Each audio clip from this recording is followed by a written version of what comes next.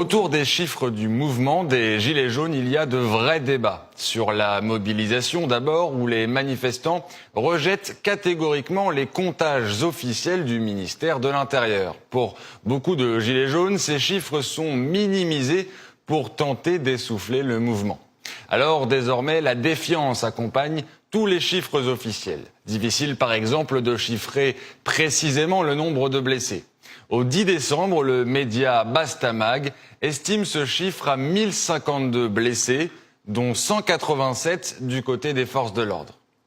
Un chiffre bien plus haut que lors des manifestations précédentes, comme celle contre la loi travail par exemple. L'autre décompte impressionnant est celui des interpellations. Sur la seule journée du 8 décembre, celle où le nombre d'arrestations a été le plus élevé, 1723 personnes ont ainsi été interpellées selon le ministère de l'Intérieur. Et les motifs de ces interpellations ont alerté certains avocats. Selon eux, le gouvernement aurait eu recours à des interpellations préventives et aurait placé en garde à vue des personnes pour le simple motif qu'elles souhaitaient se rendre à une manifestation. Des accusations réfuté du côté du ministère. Mais pourtant, le 8 décembre, sur les 907 placements en garde à vue à Paris, 520 ont fait l'objet d'un classement sans suite. Le syndicat des avocats de France s'indigne alors de ce qu'il qualifie, je cite, de détentions arbitraires. Et quand la garde des Sceaux se rend au tribunal de Paris pour demander aux magistrats une réponse pénale extrêmement ferme, le même syndicat alerte sur l'indépendance de la justice. Alors que le mouvement des Gilets jaunes met en cause la politique du gouvernement auquel appartient Madame Belloubet, cette présence aux côtés des autorités de poursuite doit être considérée comme une atteinte au principe de l'indépendance constitutionnelle des parquets à l'occasion des procédures dont ils ont la charge.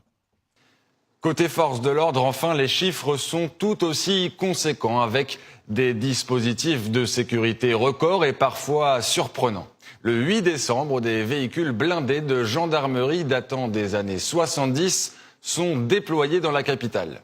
Ils sont équipés, selon Marianne, d'un dispositif de pulvérisation d'une poudre incapacitante. Le produit ne sera finalement pas utilisé. Ce qui est utilisé, en revanche, ce sont les grenades. 10 000 ont été lancées le 1er décembre selon le Parisien, dont 8 000 grenades lacrymogènes par les seuls CRS. Toujours selon le quotidien, 776 cartouches de balles en caoutchouc ont été tirées ce jour-là et 140 000 litres d'eau sont sortis des canons des véhicules des forces de l'ordre. S'il est impossible de chiffrer précisément le nombre de victimes de ces dispositifs, le journal Libération estime que le seul LBD 40, lanceur de balles de défense, est responsable d'une trentaine de blessures. Une arme polémique et pourtant, dans un fabuleux sens du timing, le ministère de l'Intérieur a commandé, le 23 décembre dernier, 1280 nouveaux lanceurs de balles de défense. Un achat qui ne présage rien de bon pour les prochaines manifestations.